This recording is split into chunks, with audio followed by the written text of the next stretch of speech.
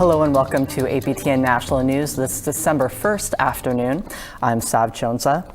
Today, the search of Winnipeg's Brady Road landfill begins for the remains of Ashlee Shingoose. She is the last of 4 First Nation women to be searched for following their murders more than 3 years ago by a now convicted serial killer. The 30-year-old mother of 3 was murdered in March 2022 by a man targeting First Nation women at shelters in central Winnipeg. Shingus was from St. Teresa Point on Shinanu Nation in northern Manitoba. She was named Mushkade Bijiki Ikwe, or Buffalo Woman, by Indigenous community members while her identity remained unconfirmed for 3 years. DNA found confirmed her identity in March of this year. Another victim, Rebecca Contois, was the first of the 4 women to be found when her remains were uncovered in the Brady Road landfill in June 2022. The Prairie Green landfill search for Morgan Harris and Mercedes Myron yielded results around 3 months after it began, this time last year. There is a lot of mixed reaction coming out after Thursday's memorandum of understanding was signed between the federal and Alberta governments. The MOU will try to fast-track a new oil pipeline from Alberta to the West Coast for export. Chris Stewart has more. It was all smiles Thursday when Alberta Premier Danielle Smith and Prime Minister Mark Carney signed an MOU to increase Canada's oil exports by building one more new pipeline. It would deliver bitumen from Alberta to the coast of British Columbia for overseas markets to diversify away from U.S. trade. The MOU says the pipelines would be Indigenous co-owned and move 1 million barrels of oil a day. There are currently no private ownership in line. Dale Swampy is the president of the National Coalition of Chiefs. He wants to see 51 to 100% Indigenous ownership. I'm encouraged, and I hope there's more First Nations that are willing to, come up front and center and learn more about, the safety, integrity, and environmental protection plan features of a project like this, so they can make an informed decision and meet with the proponents, meet with the Alberta government, meet with the federal government, and try to understand and make an informed decision. Swampy would like to see the revival of the Northern Gateway pipeline that was cancelled in 2016 after then Prime Minister Justin Trudeau banned oil tankers off the BC coast. We can build a pipeline in 2 years to the coast once you get approval. So I think if you're going to look for no proponents willing to go in right now, first of all, because the tanker ban hasn't been removed. Second of all, the cost is pretty high. And third, there's no guarantee that the government will approve it unless they have the majority of First Nations on board. And Marilyn Slett says it will stay that way. She is president of the Coastal First Nations in BC. Today's MOU does nothing to improve the chances of a North Coast pipeline ever becoming reality. Coastal First Nations, along with the province of BC, will do everything in our power to protect our coast from a real threat of an oil spill. There is no technology that can clean up an oil spill, and we know this as Helsik people, as we've experienced the Nathan E. Stewart in 2016, and we're still living with the after effects of that spill. That spill leaked 110,000 liters of diesel fuel on sensitive waters. She doubled down on saying the pipeline is a no-go. We will never allow oil tankers in our coastal waters because an oil spill could destroy our way of life. This MOU does not override the rights and title of Coastal First Nations on BC's North Coast, Central Coast, and Haida Gwaii. The honor of the Crown means the federal government must consult with us on a nation-to-nation basis, and Canada's domestic and international legal commitments mean they must seek our consent. We will never consent to allowing oil tankers in our coastal waters. Chris Stewart, APTN National News, Edmonton. The fallout continues throughout this weekend after Ottawa signed a memorandum of understanding with Alberta, which lays out the conditions for a possible new pipeline to the West Coast. Now, in a shift of tone, BC Premier David Eby isn't ruling out the plan, but he says a ban on oil tankers must remain in place. Here's what he had to say on CTV's Question Period Sunday morning. My anxiety is about this oil tanker ban, which is the foundational social license piece for tens of billions of dollars of investment in BC that is nearing final investment decision, and tens of billions of dollars of investment that is medium term as well, like expansion at the Port of Prince Rupert and so on. And so if we can agree that the oil tanker ban is going to stay in place, then let's have those conversations. I think that would make life a lot better and easier in British Columbia in terms of our relationship with coastal First Nations, and would definitely take down the temperature and maybe enable some creative solutions. I'd love to talk about refining. Eby says his government is interested in exploring conversations to purchase more oil and gas from Alberta instead of the United States. The Premier's comments come after weeks of opposing the pipeline project, stating that he and the province should have been involved in the talks. And as BC's Premier says he's open to a pipeline project in his province if the tanker ban continues, the former president of Kinder Morgan Canada says the market will dictate the path of a new pipeline. And the market should decide where that pipeline ends up. Like, is it Kitimat? Is it Prince Rupert? Is it Vancouver? Do we go back to Vancouver and build another pipe, along the existing Trans Mountain route, which is always an alternative? So I think that the market has got to now respond. The market's got to respond with its dollars, with its commitment, and with its energy to do their own business a different way if we're going to meet these timelines. After the news last week of the resignation of MP Stephen Guilbeault from Cabinet, Prime Minister Mark Carney has announced a shuffle this morning. The now former Environment Minister resigned after Carney and Alberta Premier Danielle Smith signed an MOU on a proposed pipeline from Alberta to the west coast of BC. The swearing-in ceremony for Carney's new cabinet is expected at Rideau Hall at 3 p.m. Eastern Time this afternoon. As the Carney government rolls out its so-called nation-building projects, one proposal in British Columbia includes connecting the Yukon Territory's standalone power grid to that of its southern neighbor. While the Yukon Development Corporation is touting the proposed project's benefits, one First Nation says it's already off to a rocky start. Here's Sarah Connors with that story. The Yukon is growing, and so is its need for electricity. But the territory's isolated power grid can make it challenging to meet demand. Enter the Yukon-BC Grid Connect project, a proposed $4 billion high-voltage line linking the territory to the North American power grid, improving its access to reliable, affordable, clean power. The project is part of the North Coast Transmission Line, which aims to expand the power grid in northwestern BC and is one of the Carney government's designated nation-building projects. We're not in support of the proposed route going through Kaskakea, at least through the Ross River area. But at least one First Nation in the Yukon isn't lending its support. One of the grid project's two proposed routes runs through the Ross River Dene Council's asserted territory. Its chief says the nation has concerns about its environmental impact, high cost, and how it would help power resource extraction projects. We're always concerned about impacts to our land base. He also takes issue with the Yukon Development Corporation recently claiming no First Nations opposed the project, a statement he says was made after his nation had already submitted its concerns. So we'd like to see that statement corrected for the record. To me, this is indeed a good plan. This energy expert applauds the project overall, but warns there could be some impacts. He says road access construction can cause disturbance, and in some cases, transmission lines can become wildlife corridors, making it easier for predators to access prey.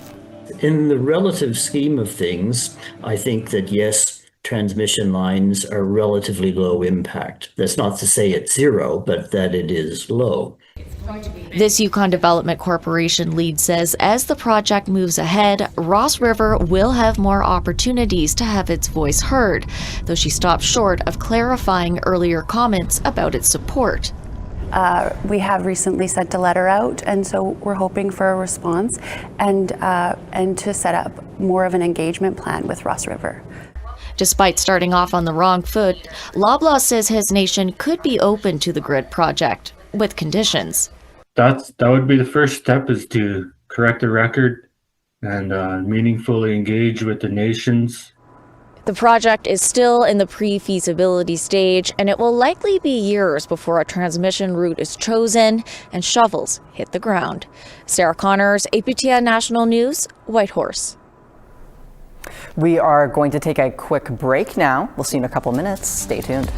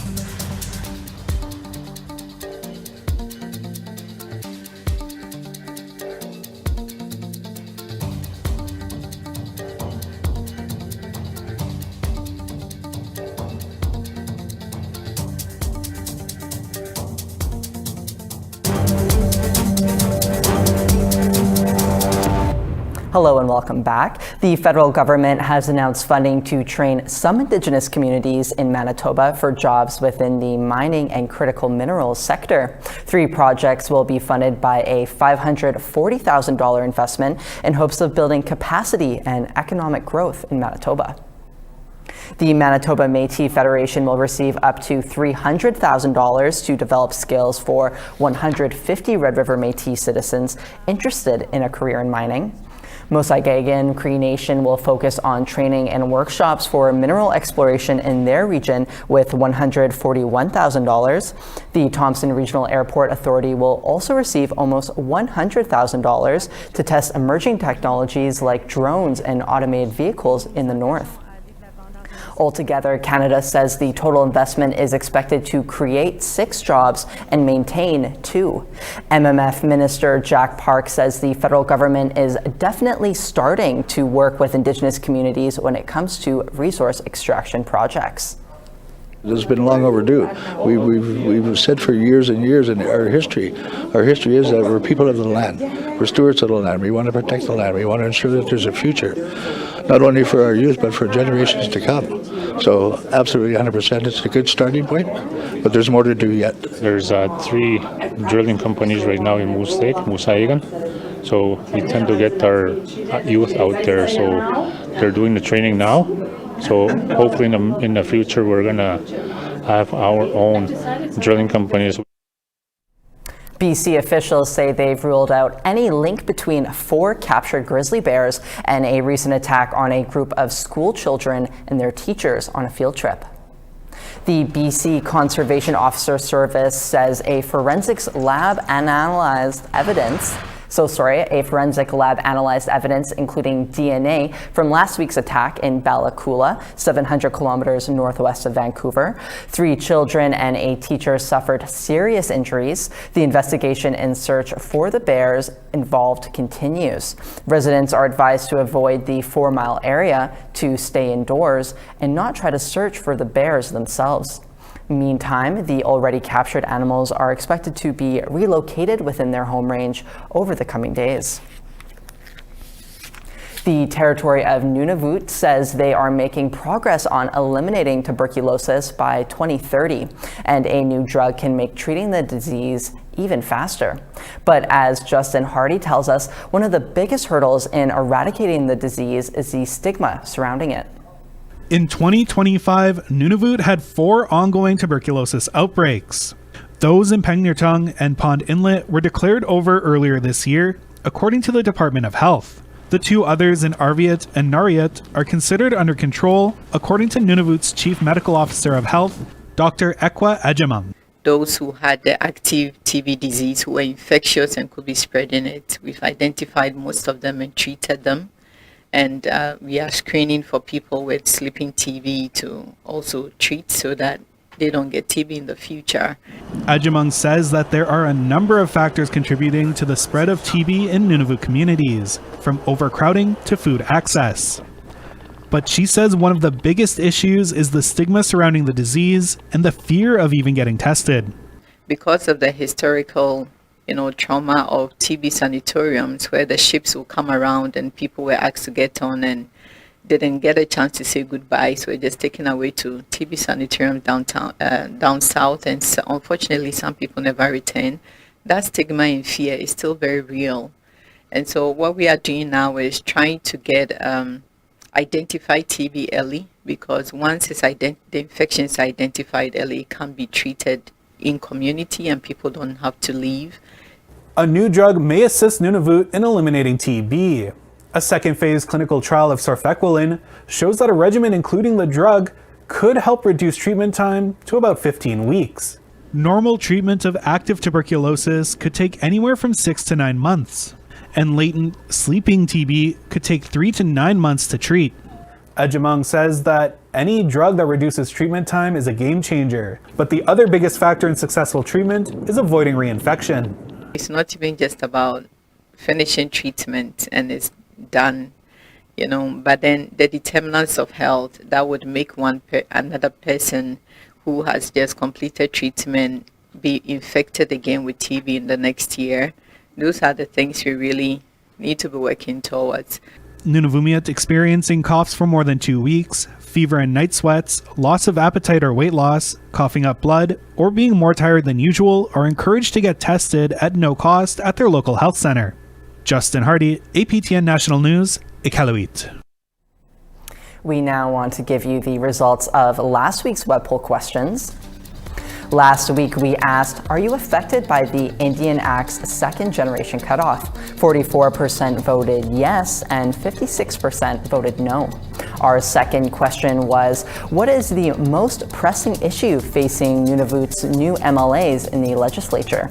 15% said housing, 9% said child welfare, 33% said food insecurity, 10% said national defense, and 33% were unsure. And our final question was, are you in favor of advancing pipeline construction to help the economy? 23% voted yes, 46% voted no, and 31% were unsure. Thanks to all those who took the time to vote. You can go to our website, aptnnews.ca/poll to cast your ballot for this week's website poll questions. One last break now. We'll see you back here soon.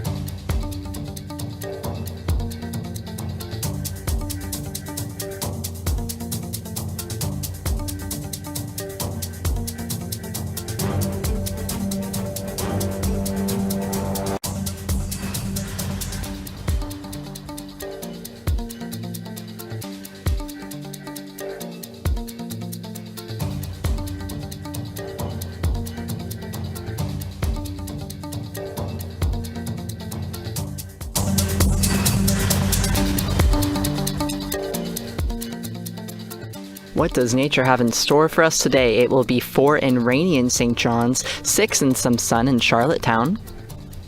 Kuujjuaq will be a sunny -12 and -7 in snow in Nain. Montreal will be -6 and -5 in Quebec City. Toronto will be -4 and -10 in North Bay.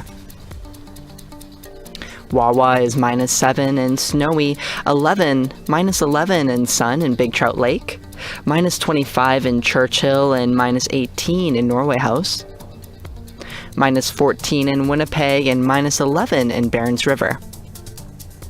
Lots of sun in southern Saskatchewan, -16 in Regina, -17 in Yorkton.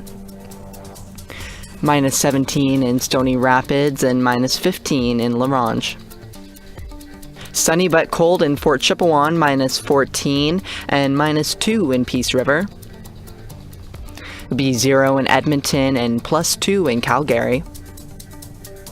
Vancouver is a foggy +6 and 0 in Bella Coola. +3 in Prince George, -7 in snow in Fort Nelson. -4 in Whitehorse and -13 in Old Crow. -23 in Watee and Yellowknife. -11 in Tuktoyaktuk, -13 in Colville Lake. -26 in Arviat and -28 in Cambridge Bay. -19 and sunny in Iqaluit, -23 in sun in Resolute. Like many teams in the Professional Women's Hockey League, the Montreal Victoire opened their 2025-2026 season this week. At the heart of their home opener win, a standout Indigenous player. APTN's Kim Sullivan went to meet her. Oh my, and Laura Stacey cutting through. That sets up Abby Rock. Abby Rock comes in and scores!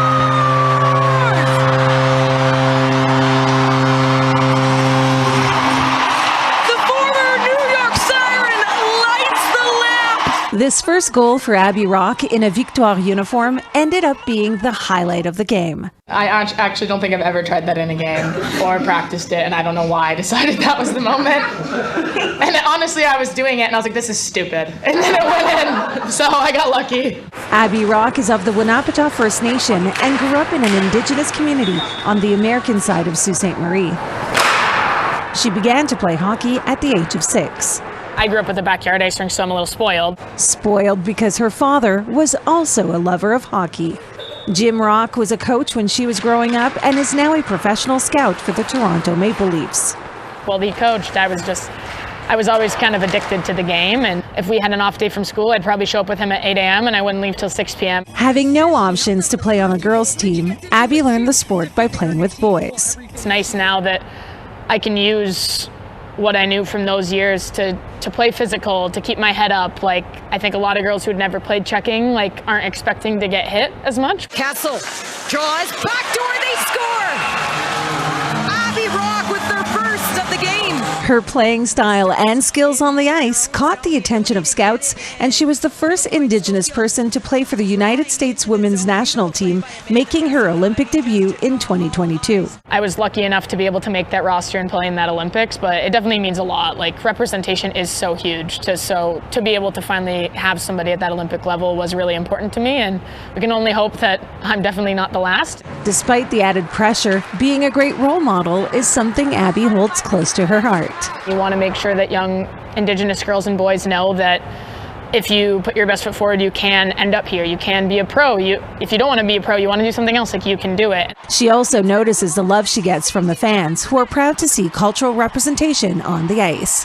I think most people, it's the one night a year, the Indigenous game. I know we have one this year, but for me, I do try to look around during warm-ups, and there'll be signs I want to play because of you, the different things like that. And when those kids come to the games, I can at least give them some piece of my time. The Indigenous Peoples Celebration game against the Boston Fleets will be held on March 15th. Let's hope that it's as memorable as this week's home opener. And she rips this one. In the 4-0 victory against the New York Sirens, Abby not only scored a remarkable between-the-legs goal, but she also added 2 assists.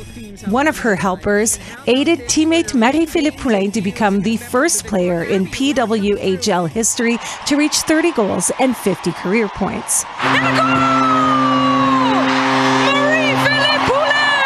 On top of that, Anne-Renée Desbiens recorded her first shutout of the season. Denied by Anne-Renée Desbiens! Abby Rock was named the first star of the game. I think at the end it was really cool when I did the interview and the puck. I think that was really cool. Just hearing the fans and things definitely got a little emotional.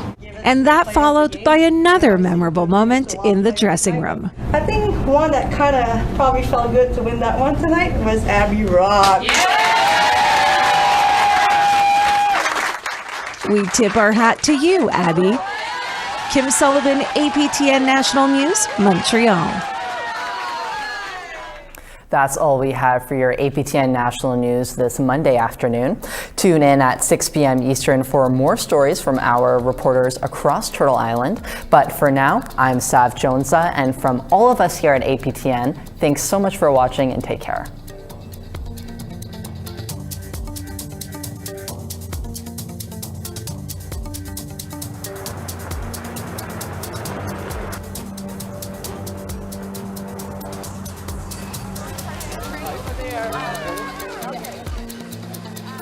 Yeah, that's good.